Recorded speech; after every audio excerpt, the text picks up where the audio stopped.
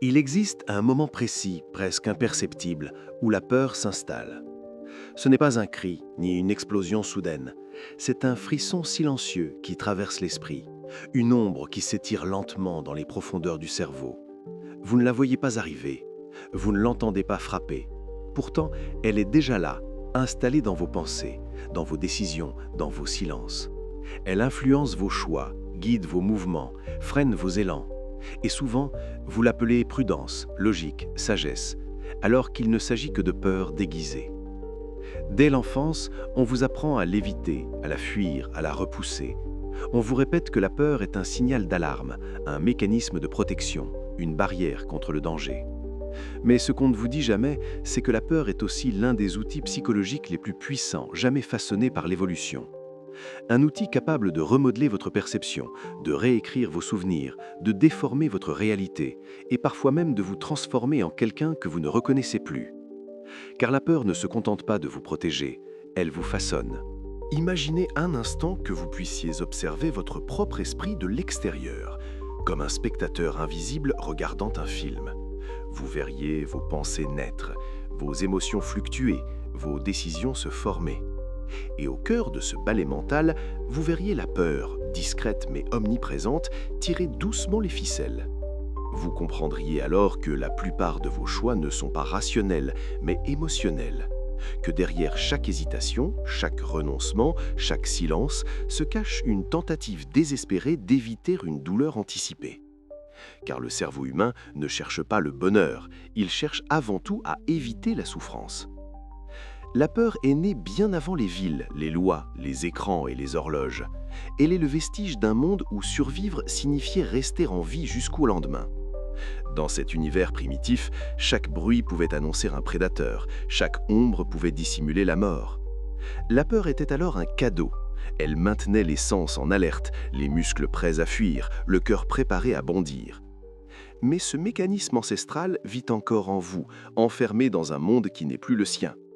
Aujourd'hui, les prédateurs ont changé de visage.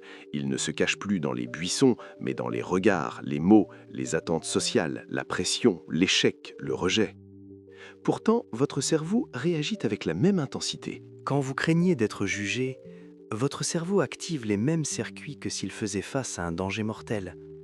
Quand vous avez peur d'échouer, votre corps se prépare comme s'il allait tomber dans un piège. Cette réaction est si rapide que vous n'avez même pas le temps de la remarquer.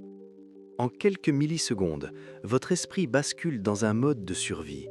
Votre respiration se modifie, vos muscles se contractent, vos pensées se resserrent autour d'un seul objectif, éviter le danger.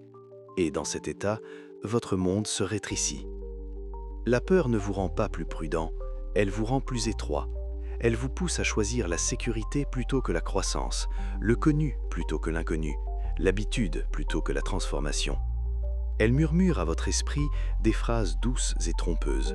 Ce n'est pas le bon moment, tu n'es pas prêt, attends encore, reste là où tu es. Et vous obéissez, croyant faire preuve de sagesse, alors que vous ne faites que retarder votre propre évolution. Mais que se passe-t-il lorsque vous comprenez ce mécanisme ? Que se passe-t-il lorsque vous cessez de voir la peur comme un ennemi et commencez à l'observer comme un signal, un langage, une structure psychologique précise ? Quelque chose change profondément. Vous réalisez que la peur n'est pas une barrière, mais une porte, une frontière invisible entre ce que vous êtes et ce que vous pourriez devenir. Chaque peur révèle un désir caché. Derrière la peur de parler se cache le désir d'être entendu.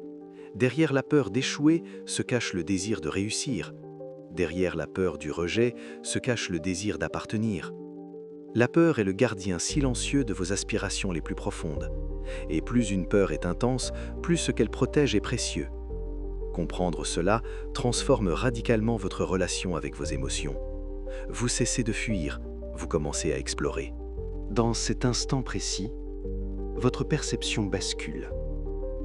Ce que vous appeliez danger devient information. Ce que vous appeliez faiblesse devient signal. Vous apprenez à écouter les battements accélérés de votre cœur, la tension dans votre ventre, le nœud dans votre gorge. Vous ne les combattez plus, vous les analysez. Vous découvrez alors que la peur n'est jamais aléatoire. Elle obéit à une logique précise, souvent héritée de votre passé, de vos blessures, de vos souvenirs les plus enfouis. Un mot, un regard, une situation apparemment anodine peut réveiller en vous une émotion archaïque. Votre cerveau ne distingue pas toujours le passé du présent. Une humiliation ancienne peut encore influencer vos choix actuels. Un rejet vécu dans l'enfance peut encore dicter vos relations adultes. Ainsi, la peur devient une mémoire vivante, une archive émotionnelle qui façonne votre comportement sans que vous en soyez conscient. Mais la compréhension change tout. Car ce que vous comprenez, vous pouvez le déconstruire. Et ce que vous déconstruisez, vous pouvez le transformer. À mesure que vous observez vos peurs, elles perdent leur emprise. Elles cessent d'être des ordres et deviennent des messages. Vous commencez à voir clair dans le brouillard. Vous découvrez que beaucoup de vos limites ne sont pas réelles, mais construites, érigées par votre esprit pour vous maintenir dans une zone familière, confortable, prévisible. Et pourtant, la croissance ne se produit jamais dans le confort. Elle naît dans l'inconfort, dans l'incertitude, dans la traversée du doute. Comprendre la peur, c'est accepter de marcher dans l'obscurité sans carte, guidé uniquement par votre lucidité. C'est avancer malgré le tremblement, parler malgré la voix qui vacille, agir malgré la peur de tomber. Ce n'est pas l'absence de peur qui forge la force, mais la capacité à avancer avec elle. Progressivement, quelque chose d'étrange se produit. Vous cessez d'être contrôlé par vos émotions. Vous commencez à les diriger. Vous reconnaissez les schémas. Vous anticipez les réactions. Vous percevez les manipulations. Vous voyez la peur à l'œuvre chez les autres, dans leurs gestes, leurs silences, leurs contradictions. Vous comprenez alors à quel point la peur est un levier puissant d'influence, utilisé consciemment ou non dans les relations humaines, dans la politique, dans les médias, dans la publicité, dans l'éducation. La peur attire l'attention, elle capte l'esprit, elle suspend le jugement critique. Lorsqu'un individu est effrayé, il devient plus malléable, plus obéissant, plus réceptif aux suggestions. C'est pourquoi les messages les plus viraux sont presque toujours chargés d'angoisse, de menaces ou d'urgence. C'est pourquoi les discours les plus persuasifs jouent subtilement avec l'inquiétude.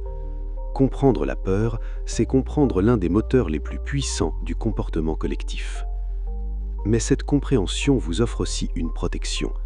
Vous devenez moins vulnérable aux manipulations émotionnelles. Vous détectez les tentatives d'intimidation, vous percevez les stratégies de pression.